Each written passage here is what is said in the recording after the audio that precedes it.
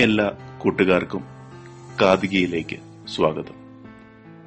ഇന്ന് കാതികയിൽ പറയുന്ന കഥ സൈലൻസ് അല്ലെങ്കിൽ മിണ്ടാതിരിക്കുക.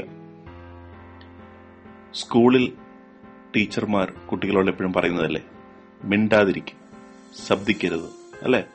എന്നിട്ട് ക്ലാസ് ലീഡർ മിണ്ടുന്ന പിള്ളേരുടെ പേരൊക്കെ എഴുതി ടീച്ചർ വരുമ്പോൾ അവർക്ക് കൊടുക്കും അല്ലെ. അങ്ങനെ ഒരു ചെറിയ കഥയാണ്. പക്ഷെ ഇത് സ്കൂളിലെ കഥയല്ല. എന്തുകൊണ്ടാ? ഇപ്പോൾ സ്കൂൾ അടച്ചിരിക്കുകയല്ലേ. എല്ലാ പിള്ളേരും അവധിയായിട്ട് വീട്ടിൽ തന്റെ അച്ഛനമ്മമാരുടെയും മുത്തശ്ശന്മാരുടെയും അനിയത്തിമാരുടെയും അനിയന്മാരുടെ കൂടെയും കളിച്ചുകൊണ്ടിരിക്കുകയാണ്. ഈ കഥയിലെ നമ്മുടെ കൊച്ചു കൂട്ടുകാരന്റെ പേര് ഗോപു എന്നാണ്. ഗോപു 3ാം ക്ലാസ് കഴിഞ്ഞ് 4ാം ക്ലാസ്സിലേക്ക് പോവുകയാണ്. ഇപ്പോൾ വേനൽ അവധിക്കാലമാണ്. ഗോപു ഒരു മിടുക്കനായ കുട്ടിയാണ്. ഒരേ ഒരു കുഴപ്പമേ ഉള്ളൂ. ഗോപു എന്തെങ്കിലും കഴിക്കുമ്പോൾ ഒത്തിരി സമയമെടുക്കും. പയ്യാണ് ഗോപു എല്ലാം കഴിക്കുന്നത്. പ്ലേറ്റിൽ 2 ഇഡലി കൊണ്ടുവച്ചാൽ ഗോപു ചുറ്റുവട്ട് നടക്കുന്ന കാര്യങ്ങളൊക്കെ കണ്ട് ഇടയ്ക്ക് കസാരയിൽ നിന്ന് എഴുന്നേറ്റ് പോയി ആ കാര്യങ്ങളൊക്കെ ചെയ്ത് ആരോടെങ്കിലും സംസാരിച്ച് സമയം കളഞ്ഞുകൊണ്ടേയിരിക്കും. അച്ഛനും അമ്മയും ഒരു 10 പ്രാവശ്യം പറയണം, ഗോപു കഴിക്കും, ഗോപു കഴിക്കും. അവസാനം വഴക്കായി, കരച്ചിലായി, വാ നിറച്ച് ഇഡ്ഡലിയും ദോശയും വെച്ച് ഗോപു എങ്ങനെയെങ്കിലുമൊക്കെ കഴിച്ചു തീർക്കും. അങ്ങനെ ഇരിക്കുന്ന സമയത്താണ് ഗോപുവിന്റെ വീട്ടിൽ മുത്തശ്ശൻ വന്നത്. മുത്തശ്ശൻ വളരെ സ്ട്രിക്റ്റായ ഒരാളായിരുന്നു. മുത്തശ്ശൻ വിചാരിക്കുന്ന പോലെ എല്ലാ കാര്യങ്ങളും നടക്കണം. മുത്തശ്ശന്റെ കൂടെ ഒരിക്കൽ ഗോപു ഇരുന്ന് കഴിക്കുകയായിരുന്നു. ഗോപു കഴിക്കുന്നത് കണ്ടിട്ട് മുത്തശ്ശൻ പറഞ്ഞു, എന്താ ഗോപു ഇങ്ങനെ പയ്യെ കഴിക്കുന്നത്? നിനക്ക് വേഗം കഴിച്ചൂടെ? ഗോപു ഒന്നും മിണ്ടിയില്ല. ഗോപുവിന് മുത്തശ്ശന് പേടിയായിരുന്നു.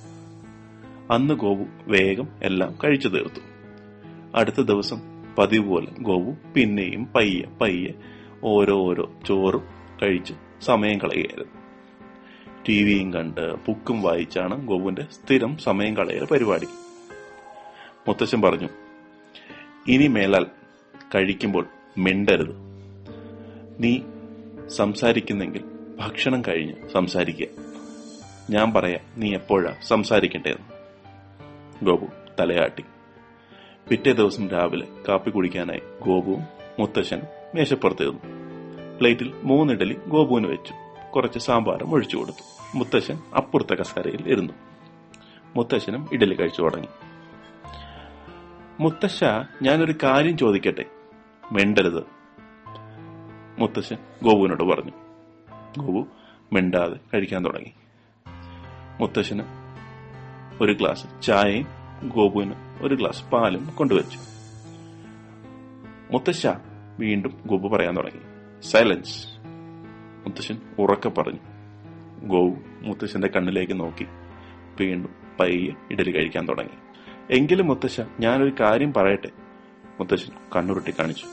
അതോടെ ഗോപു പിന്നെയും മിണ്ടാതിരുന്നു. അന്ന് ഗോപു പെട്ടെന്ന് ഭക്ഷണം കഴിച്ചു കഴിഞ്ഞു. എല്ലാം മുത്തശ്ശൻ പറഞ്ഞുകൊണ്ട് മാത്രം. മുത്തശ്ശനും തന്റെ ചായയും ഇഡലിയും കഴിച്ചു. എന്നിട്ട് അവര് തിണ്ണയിൽ പോയിരുന്നു. തിണ്ണയിൽ ഗോപുവിന്റെ അടുത്തേക്ക് മുത്തശ്ശൻ ചെന്നു. എന്നിട്ട് പറഞ്ഞു, നിന്നോട് പറഞ്ഞിട്ടില്ല ഗോപു, കഴിക്കുമ്പോൾ സംസാരിക്കരുത്. ഭക്ഷണം കഴിക്കുമ്പോൾ പെട്ടെന്ന് കഴിക്കണം. അതല്ല മുത്തശ്ശ, എനിക്ക് അത്യാവശ്യമായിട്ട് ഒരു കാര്യം പറയാനുണ്ടായിരുന്നു. എന്ത് അത്യാവശ്യമുണ്ടെങ്കിലും ഭക്ഷണം കഴിച്ചിട്ട് പറഞ്ഞാൽ പോരെ മോനെ? അതല്ല മുത്തശ്ശ, എനിക്ക് അപ്പോൾ തന്നെ പറയണമായിരുന്നു. ഗോപു വീണ്ടും പറഞ്ഞു. എന്തായിരുന്നു നിനക്ക് പറയാനുള്ള കാര്യം? മുത്തശ്ശൻ ചോദിച്ചു. മുത്തശ്ശന്റെ ചായയിൽ ഒരു ഈച്ച വന്ന് വീഴുന്നത് ഞാൻ കണ്ടു. അത് പറയാനായിട്ടാണ് ഞാൻ മുത്തശ്ശനോട് വീണ്ടും പറഞ്ഞത്.